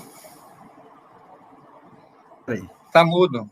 Não está mais. A questão colocada pela Fátima, eu não estou acompanhando, porque, na verdade, é o seguinte, são tantas dimensões já aqui local que eu nem estou imaginando, assim, eu poderia estar fazendo relações... Nós temos um fenômeno de magnitude tão grande que eu nem estou podendo observar lá fora. Agora, um outro dano muito sério é que, como foi divulgado que Maceió estava afundando, isso está tendo um impacto sério para uma das principais atividades aqui. É que muita gente está desmarcando os pacotes porque está imaginando, e eu já queria esclarecer, já que muita gente está assistindo, o que está acontecendo aqui são coisas que estão ligadas nos locais das 35 minas. Somente aí nós estamos tendo esse tipo de coisa. É só para alertar que o restante da cidade continua... É claro que o impacto de tudo isso contamina a cidade do ponto de vista emocional e tal. Mas eu só queria alertar que esse é um problema. Eu vi ontem na televisão que os hotéis estão reclamando que, justamente no momento de alta temporada, muitos estão suspendendo a vinda para cá por causa de estar imaginando que a cidade inteira está... Então, isso não é verdade. Sobre a questão do Rodrigo, olha, e tem uma coisa curiosa, Rodrigo, é que um dos empréstimos externos, eu não tenho o nome do emprestador. Não tem o nome do emprestador. O outro é do Banco de Paris. Mas um deles, sequer nós podemos saber qual foi o agente emprestador. Isso é uma característica comum, né, professor Menezes? E nós, exatamente. Vários empréstimos externos. Nem sabemos quem foi o credor. Essa é a origem da dívida, gente, tanto federal quanto dos estados, viu? Por isso que a gente tem que lutar pela auditoria. Olha aí a origem, o que é. Para falar nisso, eu completei o relatório do nosso grupo de pesquisa e depois eu vou mandar para Maria Lúcia publicar na página da auditoria. Lá eu fiz um levantamento semelhante ao que Maria Lúcia já tinha feito, pegando exatamente os empréstimos de cada estado. Mas, então, essa é uma coisa... Tomou dinheiro emprestado quando a taxa de juros chegou a 20%.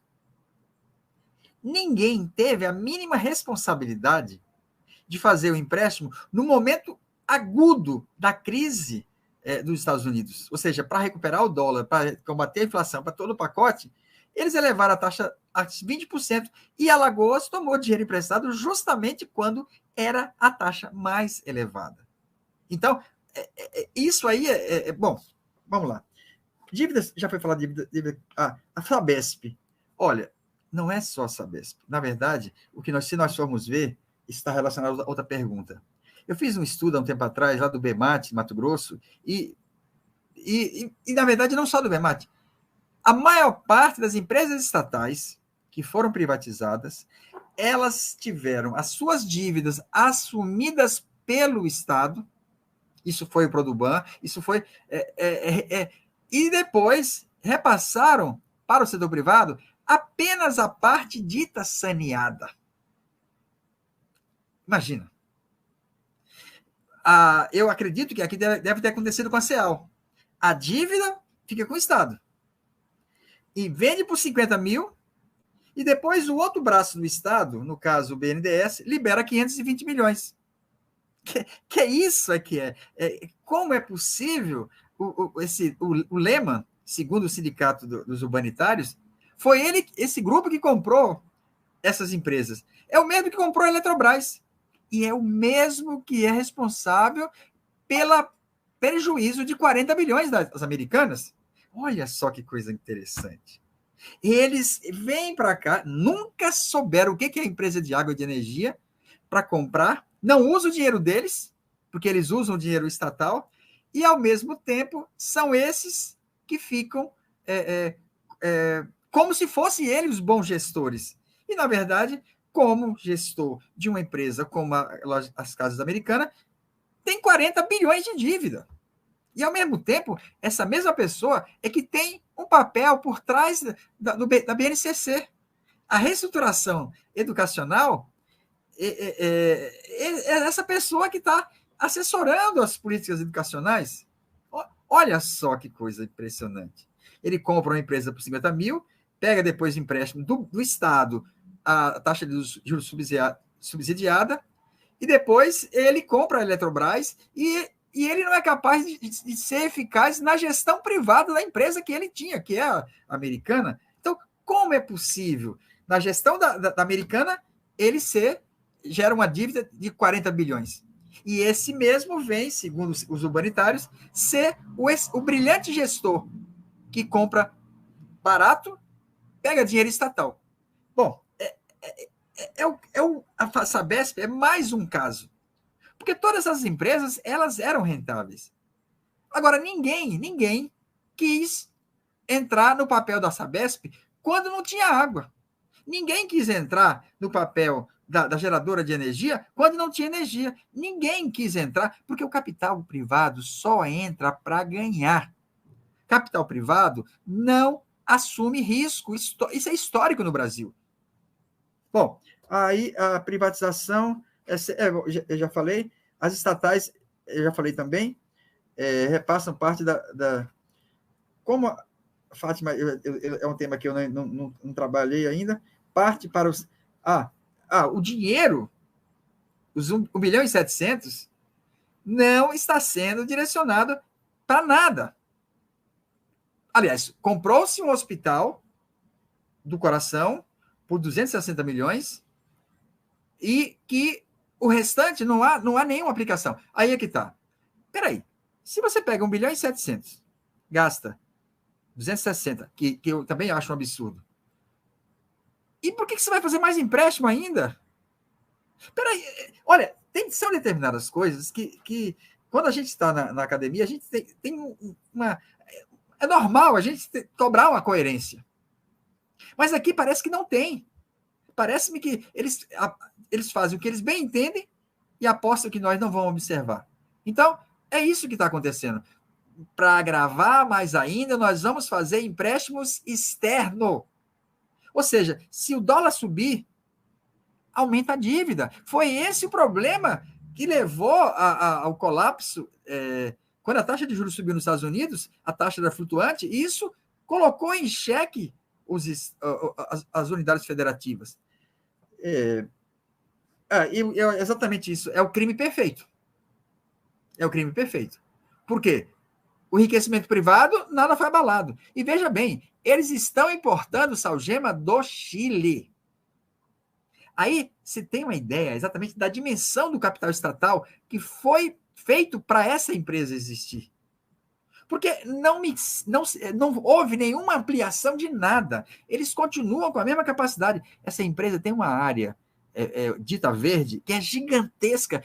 Cássio, não é só aquela área que foi atingida que eles compraram de volta, ou sei lá o quê. É que eles já tinham uma área muito grande. Eles têm um porto. essa empresa tem um porto privado. Um porto privado. Ou seja, quem comprou essa empresa com títulos podres não fez um negócio sei lá de quê. Então, bom, deixa eu ver aqui mais. Setor privado. E, além do mais, essas empresas também compram título da dívida. Por quê? Um professor da Unicamp já tinha falado disso, que no Japão, grande parte das receitas das empresas não deriva da sua atividade principal, mas deriva desta atividade, porque elas funcionam como entidade rentista. Não foi assim que ela surgiu, comprando título da dívida pública por 30 e vendendo pelo valor de face? Essas empresas ganham muito dinheiro com a política de juros altos, porque a gente só atribui aos rentistas conhecidos a tarefa de ser predador e beneficiário da dívida pública. Mas essas empresas têm dentro delas setores que eles compram títulos públicos. Então, se os juros sobem, e olha só, o Estado financia, pega dinheiro para pagar dívida que ela criou e depois ela compra títulos. É o crime perfeito. Ou seja, se não existisse pesquisadores que conseguissem compreender essa totalidade, seria o crime perfeito. Mas o nosso papel é exatamente esse. É como a auditoria faz. É pegar os documentos, estudar, entender o processo, para depois dizer, olha, tem alguém observando que vocês estão achando que ninguém está. E a nossa tarefa é exatamente essa. É a tarefa da auditoria. É de ir com profundidade, explicar o oculto. Porque a coisa mais importante aqui é o lado oculto. Porque o que eles fazem, como o Cássio já lembrou, é construir uma narrativa deles, é ter a mídia a favor deles, é patrocinar os principais eventos. Eu fui participar de uma corrida há um tempo atrás, quando eu cheguei aqui, e quando eu vi, quem era o patrocinador? Ela. Festival de música, é ela. Porque ela passa a ser também, como é que eu diria assim, ela constrói uma legitimação perante os movimentos, já que ela passa a ter essa dimensão social. É claro, dinheiro público, subsídio, renúncia fiscal, energia subsidiada. Bom, é isso. Então, eu só queria, para encerrar, colocar a importância de prepararmos ano que vem atividades que permitam aprofundar isso. Mas aí que está. A Braskem é apenas uma pequena dimensão de todo um processo que foi esquecido, porque esse país só conseguiu chegar onde chegou porque existia capital estatal, porque existia o Petrobras, continua existindo o Petrobras, porque os agentes privados brasileiros nunca assumiram função produtiva. Olha só, essa empresa que nasce como Salgema, ela nasce com capital nacional associado à Dupont e depois a da Alquímica e depois a Dupont. E mesmo assim não deu em nada. Por que não deu em nada? Porque esse é um investimento de longo prazo, esse é um investimento de alta, a gente chama de composição orgânica. Você tem que pegar um capital muito grande, você tem que esperar 5, 10 anos para ele começar a gerar receita. Então, investimento de longo prazo, os agentes privados não querem. O que eles querem é especular na bolsa, é comprar título da dívida, é fazer aquilo que nós chamamos de capital parasitário. Ou seja, a burguesia brasileira, ela nasceu parasitária e ela continua, principalmente, gerenciando todas as esferas do poder. Ou seja, o que nós temos aqui é que esses grupos acabam tendo influência nas privatizações, na hora que vai eleger os vereadores. Ou seja, esses grupos que privatizaram são os mesmos que também detêm o poder político. Que se você for ver quem são os deputados, são as pessoas que estão associadas a todas essas empresas privadas, que na maioria nascem com ou dinheiro do BNDE, ou dinheiro do BNB, ou dinheiro capital público, capital estatal. Bom, era isso, e eu só tenho agradecer a possibilidade de se dar início a esse esclarecimento, e aí eu recomendaria a todo mundo que se inscrevesse no canal da Auditoria Cidadã e que ajudasse a propagar isso, porque esta é a tarefa nossa, porque se nós formos esperar que os grandes meios de comunicação, que às vezes são financiados ou têm patrocínio dessas empresas que foram privatizadas, a gente nunca vai ter a verdade. Mas graças à Universidade Pública, graças a todos aqueles que fazem parte do movimento da auditoria e de outros movimentos, nós temos a possibilidade de ajudar a desvendar esse lado oculto. Era isso. Muito grata, professor Zé Menezes, muito grata, doutor Cássio Araújo, e gratidão também a todo o nosso público que ficou aqui acompanhando o tempo todo, se manifestando nos chats com propostas riquíssimas. Inclusive, já está aqui uma proposta de uma campanha, viu? Então, me instigando aqui foi eu bati o olho aqui, eu vi. Aqui, ó, a Maria, minha xará.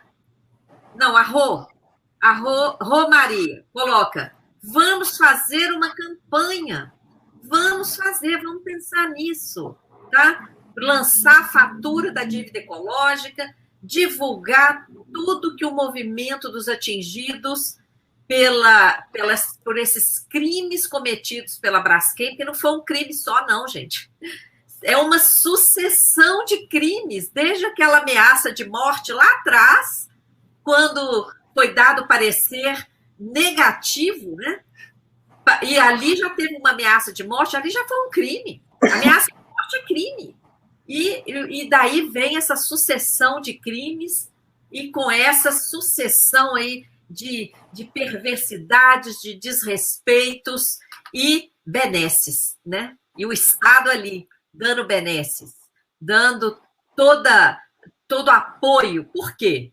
Porque, como o professor Menezes falou, quem está no Estado é o próprio poder privado, não é? Então, isso tudo tem que ser desvendado, esse é o nosso papel, nós vamos prosseguir com essa denúncia, viu? E aguardo todos vocês nas próximas atividades da Auditoria Cidadã. Terça-feira vamos ter mais uma importantíssima reunião das frentes parlamentares pelo limite dos juros e auditoria da dívida com participação social e contra os juros abusivos. Essa frente foi instigada no último seminário a preparar argumentos para o funcionalismo público diante dessas questões colocadas pelo governo de que não tem dinheiro, Peraí, não tem dinheiro para isso, para dar vida digna para servidor público que está aí com defasagem inflacionária desde 2010, não é?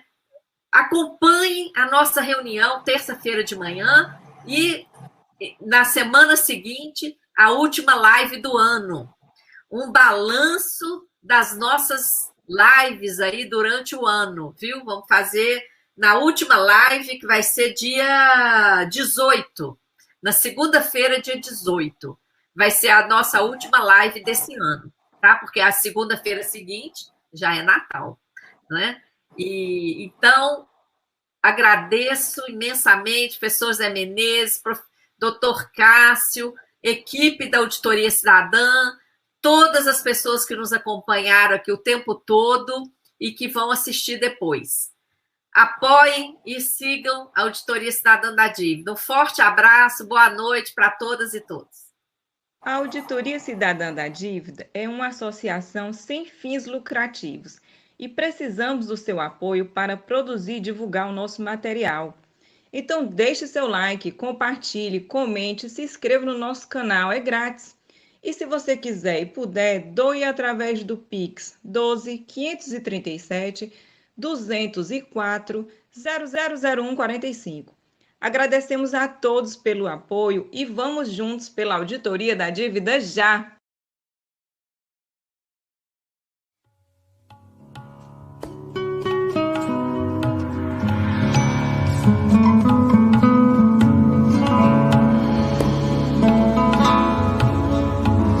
Bota a mão na consciência.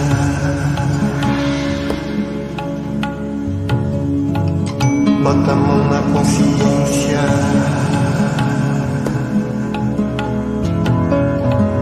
Bota a mão na consciência. Que o Brasil é o país mais lindo e rico desse reino de cristal, rico em minérios e mistérios, o Eldorado tropical. Todas as raças aqui se abençoaram pela paz universal. E, no entanto, a grande mídia nos leva a acreditar que a escassez é uma verdade. Temos que fome passar, e que nesse jogo a nação vai mesmo ter que penar. É hora de virar o jogo, é hora de virar o jogo,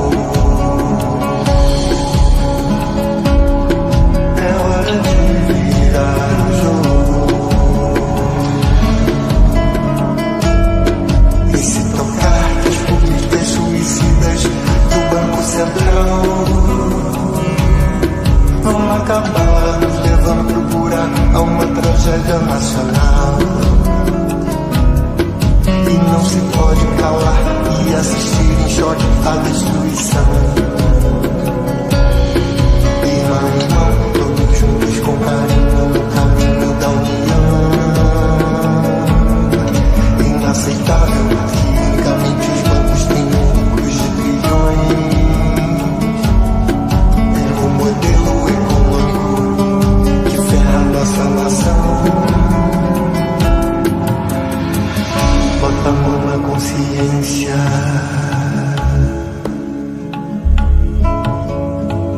bota a mão na consciência,